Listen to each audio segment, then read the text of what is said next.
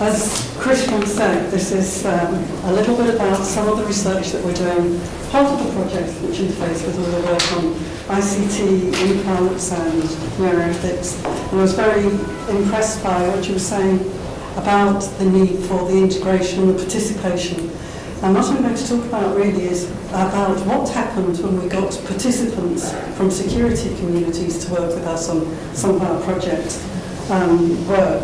So the starting point for us was that science is brilliant, and the brilliance of the science has produced among policymakers and practitioners not only a search for certainty, but a belief that when they've got that certainty, they've found the truth. And what I want to illustrate is how this is done and how the areas that we're talking about on ICT implants actually create some rather interesting scenarios. So by background, I'm a political scientist, and so therefore I'm concerned with the issues of control and power, legitimacy, authority, legality, as you would expect, and identity. And our work has shown so far very obvious gaps between the reality of the law and the reality of what's happening in the policy community. So I thought what I'd do is, when I looked at ICT implants, I went straight back to the RCT ethical aspects of ICT implants in the human body. This was produced by the European Group on Ethics in Science and New Technologies in 2005. And their opinion talks about some very interesting issues that we've discussed so far today. The creation of a two-class society was something that they wanted to say should not happen. The right to privacy, they said, includes the right for each of us to have an ICT implant if we so choose. So we have those issues. And then the interesting section I wanted to just very quickly read out to you was the one stressing bans for ICT implants. Cyber racism, changing identity, memory, self-perception and perception of others, enhancement to dominate others, and those to be used for coercion, those that threaten human dignity through surveillance, and anything that interferes with the integrity of the natural human person.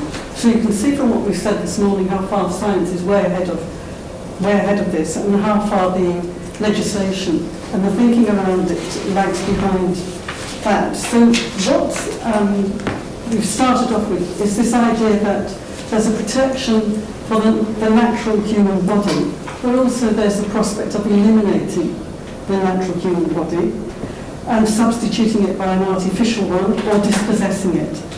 And this comes up in the shape of the right to be forgotten in talks about legislation around privacy at the moment, and the way in which the bans transform the exercise of what we would regard as responsible and legal government.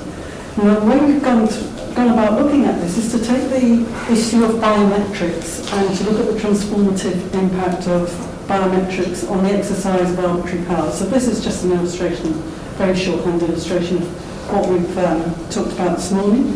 And we've started in our work with the difference in the definition of the idea of what is a biometric. The European Union originally had a definition of a biometric which was quite different to that of the United States. In other words, the European Union's one was basically one that a biometric is a measurable attribute, physical attribute of a person, typically iris, handprint or fingerprint.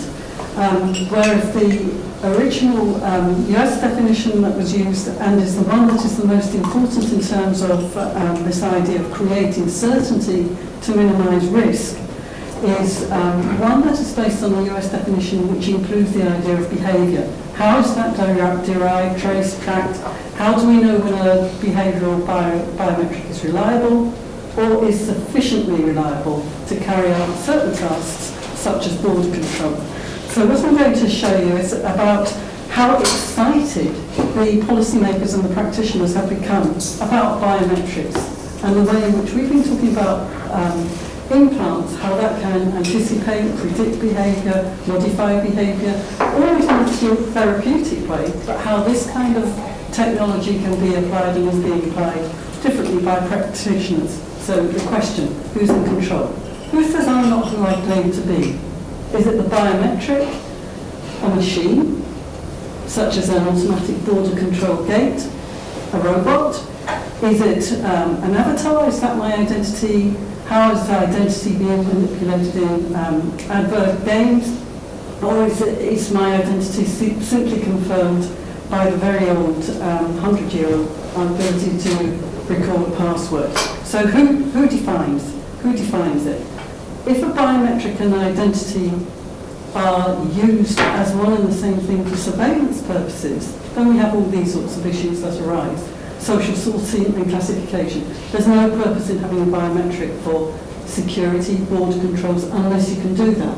So you want to discriminate, even though they maintain that the technology is neutral.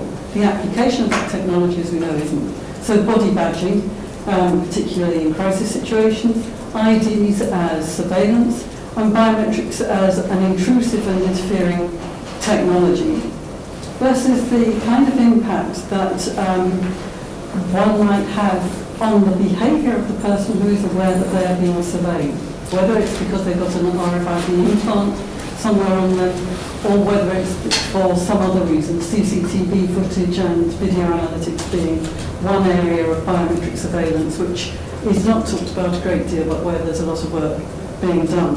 So does invisible surveillance lead to conscious change in individual behaviour? Can it be overridden by an ICT implant? Should it be overridden?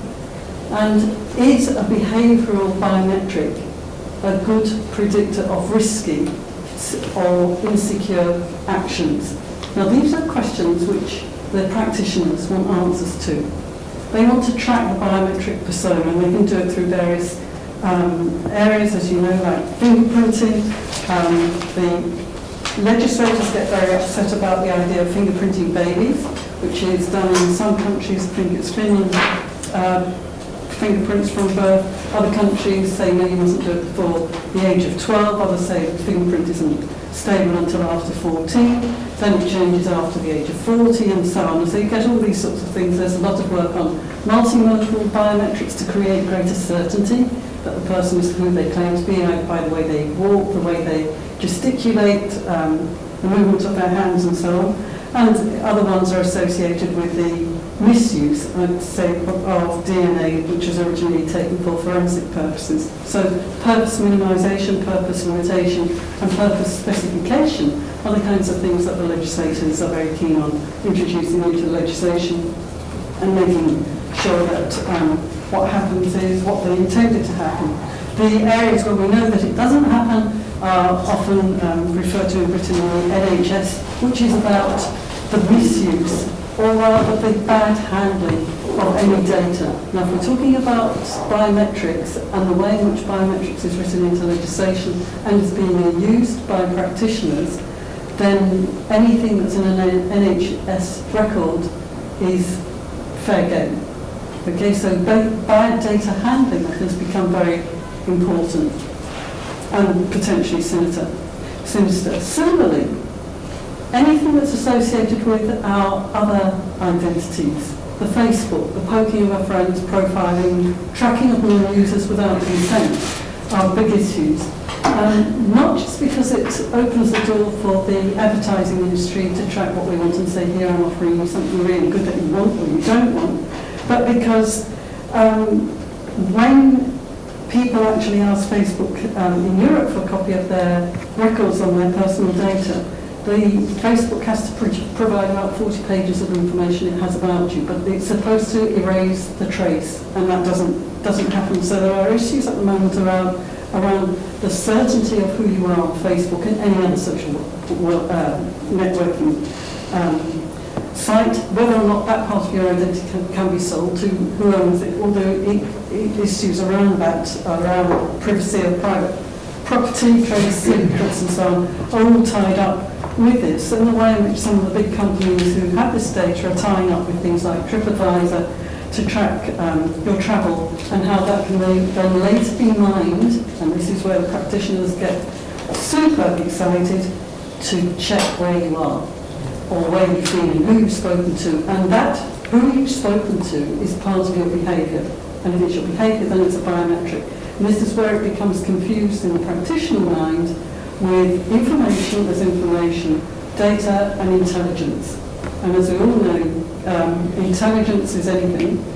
Information, I've been told frequently by medics, is a factual statement, and it's the interpretation that then becomes problematic. So the interpretation of what we're getting is what becomes important. So the practitioners have created Facebook doubles to lure people into revealing interesting aspects of their behaviour, to monitor it, and then to set up and take down fake social websites. So they've been able to do so because they feel that the user doesn't care about authenticity, and that of the network he uses. So the argument has been that communication is possibly everything as long as his own needs are satisfied. If that's true, then we have different issues that come up around data mining, which are associated with accuracy, efficiency, and usability. So it's the authenticity issue. Now, as I was saying before, our practitioners have been very interested in this idea that you can use all this kind of data, combine it, create information, and then you've got certainty. And so there's a sense that in some way, the more you can make these processes automatic through using computers and various applications, the less likely it is you are going to make a mistake. And so we've got this false sense of certainty being prevalent among some areas of the practitioner community, that there's infallibility, and not recognising the fallibility of the applications and the type of technologies they're using. So biometrics have come to be seen as a means to facilitating automated information exchange, and as a key to what I would call illusionary certainty. Automated EIDs are defined by context, where you are, and who or what it is that is responsible for upholding and creating our social norms is therefore crucial to the way in which any information is interpreted, and who is going to punish the breaches. So the type of technologies that have been talked about today can, in the malevolent sphere, be used in ways to punish breaches. For example, somebody very recently was talking about the way in which it is possible just to say, well, we know everybody who's got purple eyes, therefore we can target purple eyes even wherever they happen to be and eliminate them if we want to. The questions then that arise are not just who's in control and who has the power to use this technology, but is the robot that is doing it always infallible as well? So if you ask, and the practitioners associated with border controls and so on, about how much information they need and so on, they always talk about minimal data.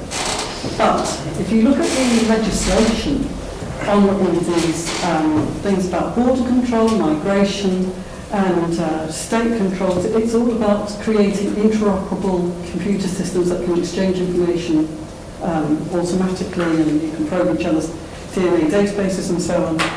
And the idea that you can limit access to that information is something that is very entrenched in the minds of the practitioners. They say, we know who we are going to do this with this information, we're going to make sure that blogs from, say, outside the EU does not gain access to that information. Again, as you know, that's impossible because of the way in which the technology developed, and things like the Bundestrojan and the various state Trojans that have been injected into various computer programs show that different things can be done for good intent, but with unanticipated effects, which are beginning to make people question the reliance on the biometric e-identities. The other question that has to be asked us about why people are so interested and why the practitioners are so interested in making sure that they can get the information as fast as they want to. Because it's become more a case that speed has become more important than what they're looking for. So the more information and more speedy way you can exchange it, the more likely it is you're going to get certain outcomes that you think you're going to be able to use. And again, it's the old issue of if you put in rubbish, you're going to get rubbish out. The other side of this is that using a biometric is to enable people to minimise risk and to enhance prediction. So there's a lot of, as you know, around aspects of criminal profiling. However, behavioural biometrics compromise the individual and collective liberty in risky ways, potentially, because they're not necessarily infallible, but they're not immutable, as we've been talking about this morning. And if you say that a biometric identity token, such as the new EU driving licence that comes into effect in 2013, will only have to be renewed every so often, is your identity in the interim as stable as the biometric token, or is the biometric token inherently infallible or inherently likely to break down, as happened with the biometric passports? And one of the biggest issues at the moment concerns the relative quality and the standards of the biometrics that are used. So you've got the practitioners that are very excited about the technology, very excited about what they think they can do in order to fulfill operational objectives, but then all using very different quality standards through outsourcing, buying cheap stuff, having fragile, unreliable biometrics in their systems, then undermines trust in the system, undermines trust in the technology, undermines trust in themselves, and poses questions about who's accountable for mistakes and who can rectify it. And if you can't rectify your biometric because you can't prove who you are because you're not on the system that says you are who you claim to be and your token is broken or something, how do you do it? It's not as easy as they make out.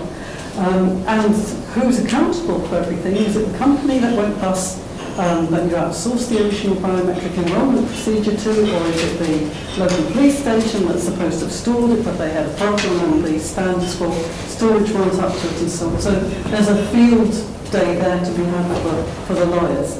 So the locus of accountability is obviously very important, but equally, are we talking about, when we start talking about ICT implants, and the way in which we misuse or use some of this information, does it mean that we can get rid of the idea of personal responsibility by being able to claim either, as in that little cartoon, DNA made me do it, or my genetics made me do it, or it's something that's been implanted in me that went wrong, or that made me do it, I'm a humanoid, or we've come to rely on automated decision makers, so the intervention of the human doesn't have so much impact, or the machine is faulty and somehow we can claim that we weren't fully in control.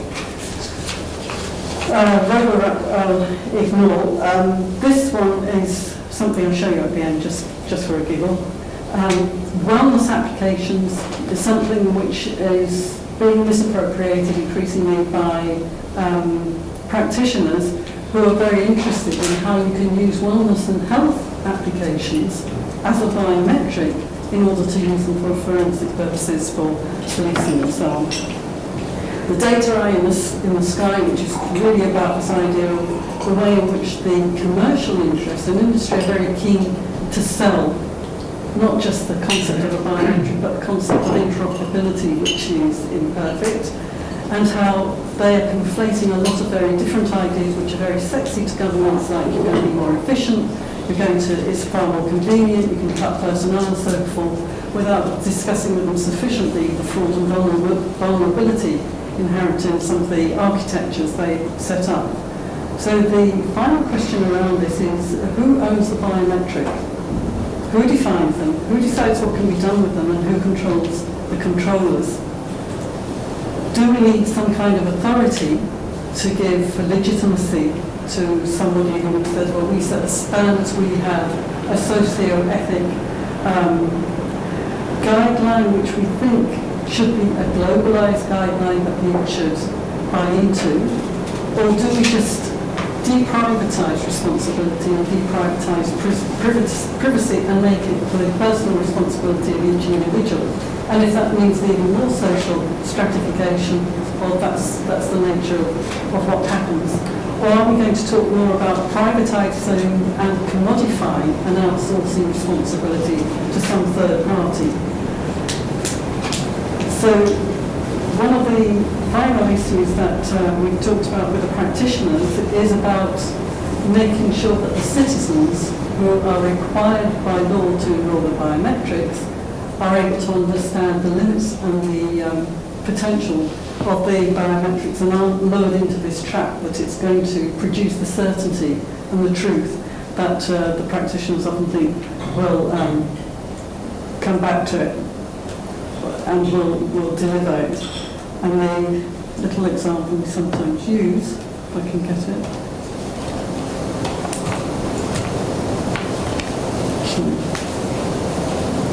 Is around, sorry, I'll have to get it a different way. Get the link, please.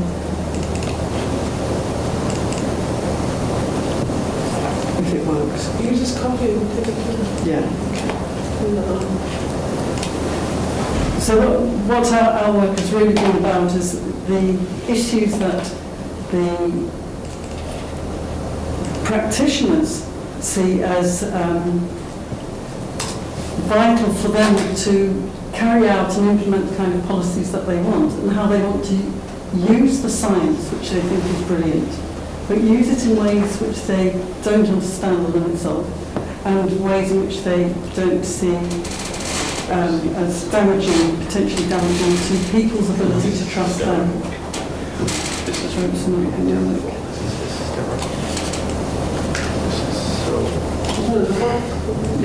It should run. It's very, very short. Just thought at the end of the afternoon. Sorry? Refresh your page. Okay. We'll try Firefox because it doesn't look like you've got Java installed. Should have told you. Do you want to complain? If you use them. See if it'll do it. No, my brother doesn't know that the plane. No, it's connected. It just doesn't have an access to play them. Oh, there we go. Oh, sorry.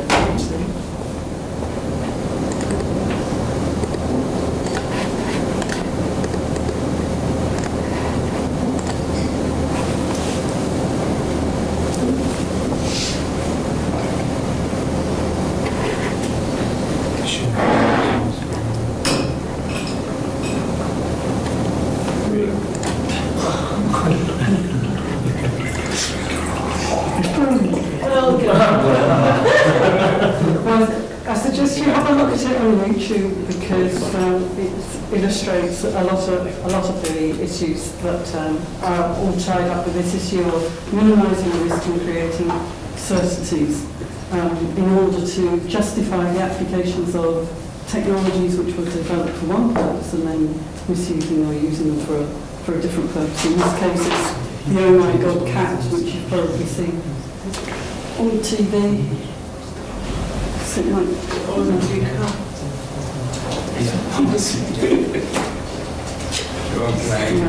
They won't know. I'm sorry. Do you want to use my laptop?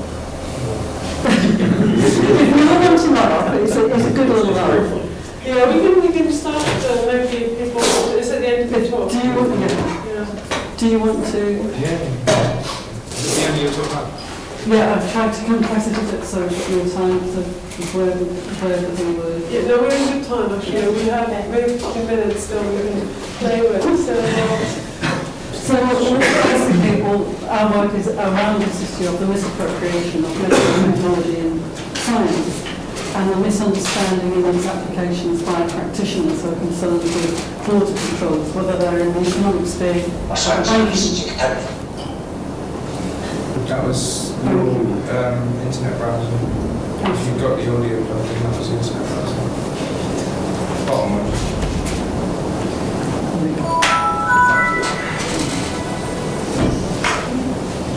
Does anyone want to, if I just open the floor in the meantime, does anyone want to begin and have comment or ask Juliet the question?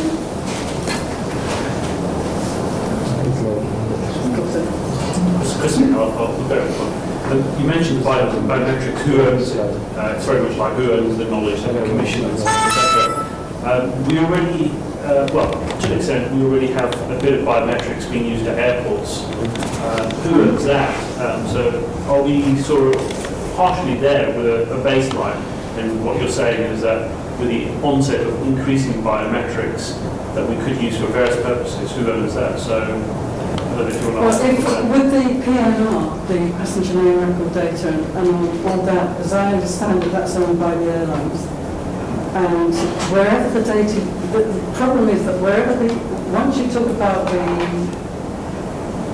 biometric behaviour, then everything's open. So your insurance details are open, your insurance and your medical records are open. And they can be used for forensic purposes or for other purposes, and data mining for purposes that I didn't provide my fingerprint for to get a passport, which I had to have because I wanted to travel. So that's the issues that the socio-legal ethical work that we do, which I haven't talked about, will consider. But the ownership of that data, I think, it depends on the jurisdiction, doesn't it? I think in the United States it would be one thing, and over in Britain it would be another, and in the Black Jewel case in Holland it's another one. So it's I think that's the problem. What you're saying is that we would normally expect the government to hold the data, maybe of national security or something, whereas as you quite said, it is the actual person who's demanding it, in this case the airlines, who are saying, I need it because I'm trying to request an information about passengers or where their travel means are, etc. So you raise a concern is who's going to hold it, how long, and how will they use it? And also, I think the public things that, government sounds very clever, government's going to keep the data safe. NHS and governments are, use laptops or whatever. But it's the fact that there are so many public-private partnerships where the actual handling of the data, the collation is outsourced one or two times to countries we frankly wouldn't trust, if we were honest. But we hang out most private, intimate details of individuals' lives. And this question that was also raised about the relative strength of governments or states versus the backroom boys does raise very serious issues about the fundamental issues about the relationship between the system and the state and the exchange of liberty and security. I've just one question. I'm thinking about what you said, the reasons that you've been doing, and thinking about that in relation to the possibility of using microchips as token of identity, or using GPS implants to track people and those types of implants in particular. And I'm just wondering if you see that if those type of implants were in common use or used in particular circles of particular types of people, sorts of people, that data will just somehow vanish down that black hole with all the other, all the other massive data processing. And they degrade. The idea is that you can insert that they don't degrade. That's the practitioner. Or we can chip these people, like tagging criminals out of parole, and the machine will always be right. The technology will always be right. It won't disintegrate. It isn't fragile, and therefore we've still got certainty when that just doesn't happen. The other issues that the public seem to grasp is this idea that they can still remain private, that they've still got some control over their privacy, and that they don't forever leave a track and an identity which is created by somebody else by taking snippets of information from Bebo, from Facebook, from wherever, and creating a new identity around the self, and how that is then combined in different ways by different organisations that are invisible and that are not authentic or not necessarily authoritative. So where is the locus of accountability and where is the locus of truth and of authority that we can trust becomes amorphous and disturbs. Have you guys seen any of the research into dead profiles? The idea came about that, well, obviously people like Facebook people are going to die, and what happens to their profiles when they die? And there was quite a bit of research into artificial intelligence by obtaining all their status updates and then enabling that profile to continue after they've died. That was quite weird. I thought that was massive. But also historically, we collect information for one purpose, and then 100 years down the line or 150 years down the line, we're asking different questions and we use that information in a different way according to very different contextual ideas of what's legitimate, legal, practical, desirable or undesirable. The other thing that we've now come to with the Facebook frenzy is that you've now left such a history footprint. I mean, you wouldn't know what your great-grandparents did, but now my children can find out what I bought on Amazon. Only if you they can find out what you've bought on Amazon, but your profile that you created yourself on your social website may be a complete fantasy. Or which it's interpreted by... That's going to be a load of drunken photos, I can assure you. But we'll have my G... So see that video? Og så trist, den Fälle ich finden. Versorgte! Ich bin Fernsehen! Verwahrt!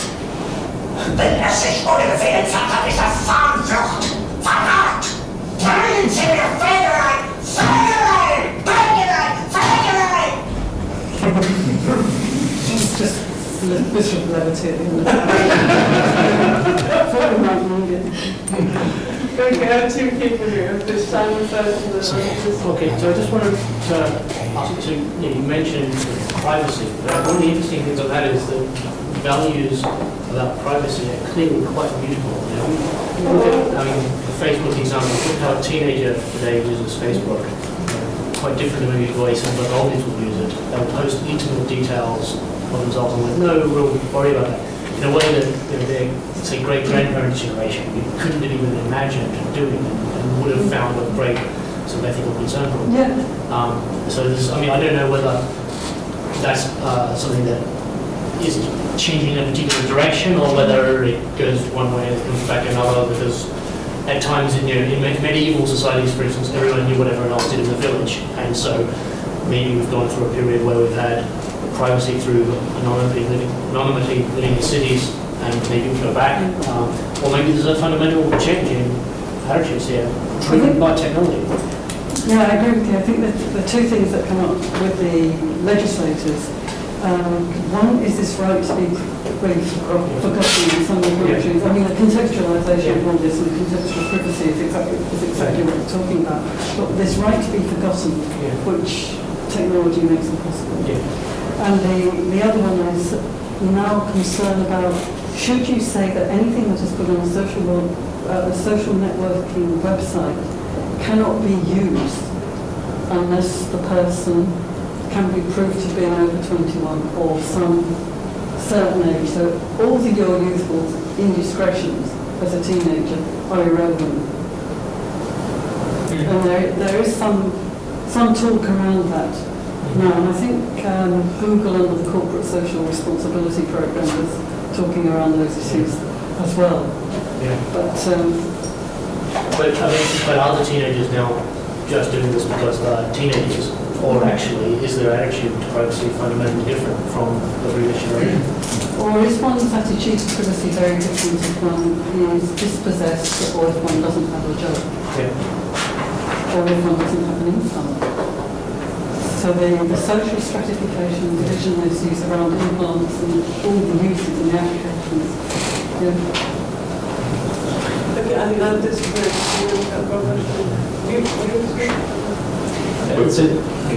good. So it seems that there might be two factors affecting this kind of confusion. One is that these institutions might be building their own incentives.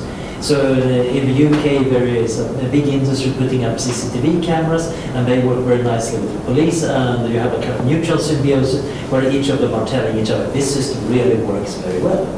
So you create incentives for yourself and I think a lot of people involved in that actually do believe the signals they're receiving, although it's very biased.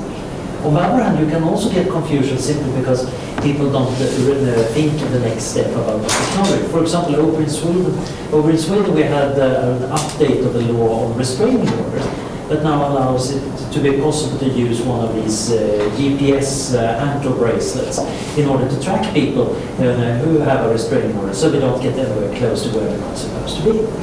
And this is a beautifully sensible idea on paper, until you realize that normally we use GPS ankle bracelets on people who want to avoid getting into a prison sentence. So they are very eager to cooperate. They are quite willing to have this invasion of privacy in order to forego something much worse. However, the kind of people you need restraining orders against are not known for their rationality in the first place. And from their perspective or for their interest are not at all parallel.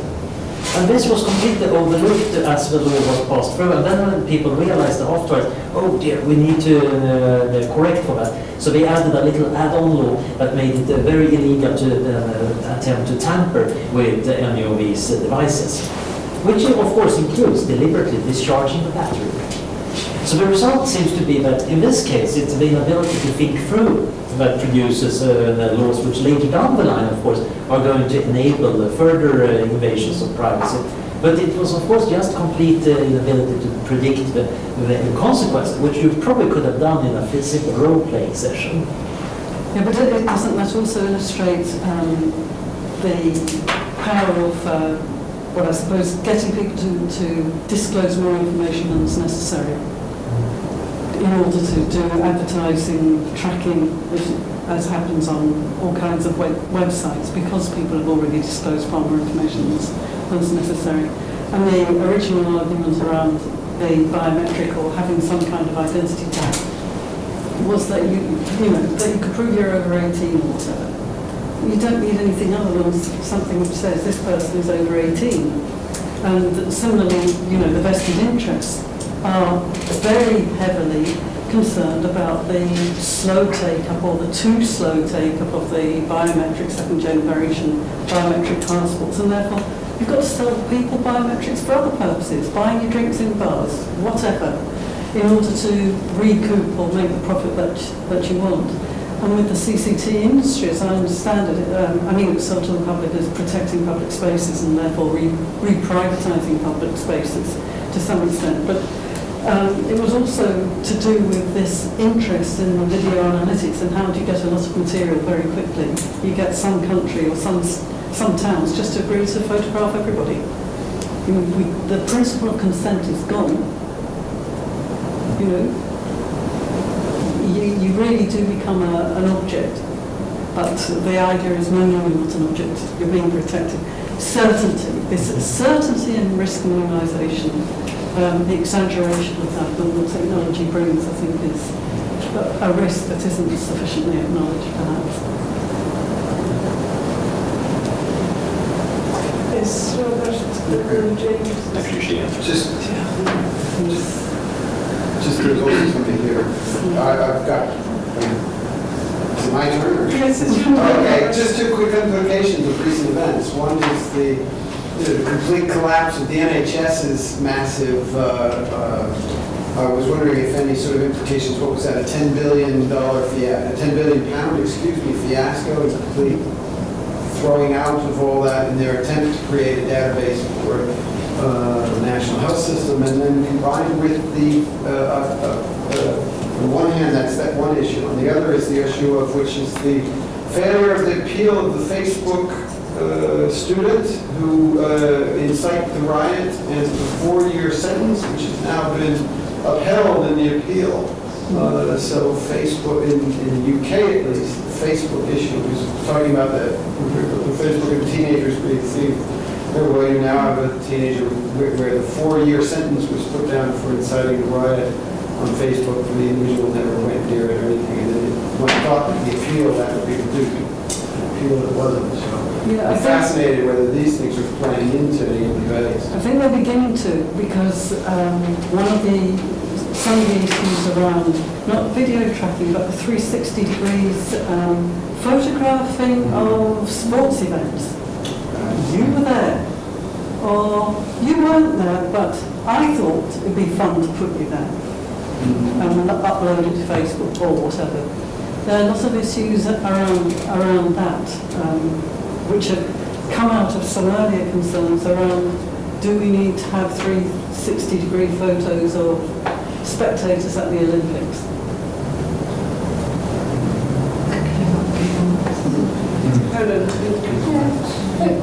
So you're talking about the risk of this data being misused, but isn't there just an inevitability that it will be? And do we not just have to accept that and then work out how you manage it rather than how you protect against it? Because you might be able to protect against legitimate misuse, if you like, but the illegitimate misuse, you're never going to be able to sort that one out. I think there's issues around data handling by the average person in an office or by civil servants or whoever. But there is in the European legislative area, there's a lot of concern about having proper data protection, privacy guidelines, but also public information campaigns, and also a lot of people are rather concerned about outsourcing. You can't stop outsourcing. I mean, the balance of power shifted so dramatically. That's not recognised, and there is still this attitude, which I think is the imperialistic one, about our ethical codes and moral codes are superior to everybody else's. And somehow we've got to get everybody to buy into ours. But the context and the way in which things are very fluid. But do you know, I suppose what I was asking is to accept that that's not going to be possible, and that even if the EU legislates or has directives that say this is how thou shalt protect privacy, actually that's not going to work. And so But if is there some way that you maybe have to approach the problem, which isn't from we need to stop it getting out, but we need to manage it in some other way? Well, I think the way in which they try to manage it is around having legislative codes or guidelines which are supposed to influence behaviour rather than to stop what's already happening, because you can't, as you say. But this issue of influence and who should try and set some kind of ethical guidelines which inform practice is a major concern, and a lot of attention is being paid to that. But that's a in sharp conflict with what a lot of the practitioners who need this information for forensic purposes want. And this technology that's been talked about this morning is wonderful for therapeutic purposes, as we all know, but it's also an absolute goldmine for legitimate law enforcers and those who purport to be law enforcers. And I think what was interesting to take the Facebook one a bit further was the issue over what bailiffs could do on Facebook. Debt collectors and so on. Who legitimately may use those to intimidate?